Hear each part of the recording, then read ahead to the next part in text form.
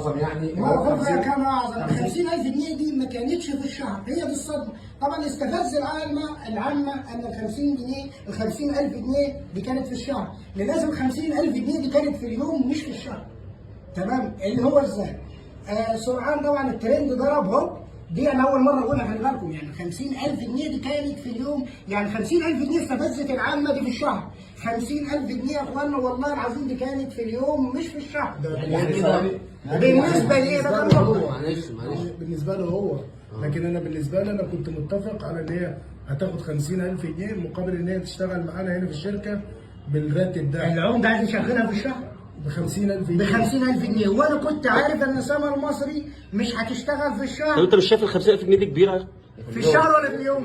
في اليوم. انا شايف لا هي كبيره في الشهر ولا هي كبيره في اليوم. هو الراجل هيعرف يستغلها ازاي؟ هعرف استغلها ازاي فعلا في الماركتنج بس يعني؟ طبعا سرعان طبعا يموت الزمار وصراحه بتلعب. قول يا باشا هيكمل لك الشهر. 50,000 في الشهر في اليوم، يعني كام في الشهر؟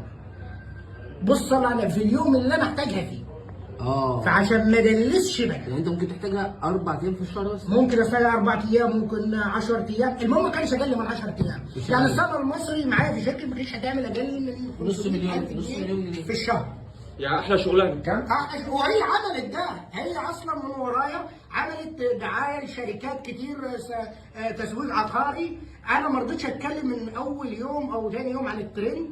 ليه؟ عشان خاطر انا فتحت لها باب رزق حلال، كنت عايزها تستمر فيه وتحب الحلال ما تبلعش الطرحه، لان انا عارفها الطرحه مثلا لو جت اي شويه هوا هتطيرها يعني. قلت سيبها عشان تمشي. الموضوع مشى ازاي؟ سرعان ما الترند هوبا في ثانيه طلع من حس ما جيت سما المصري بيتكلموا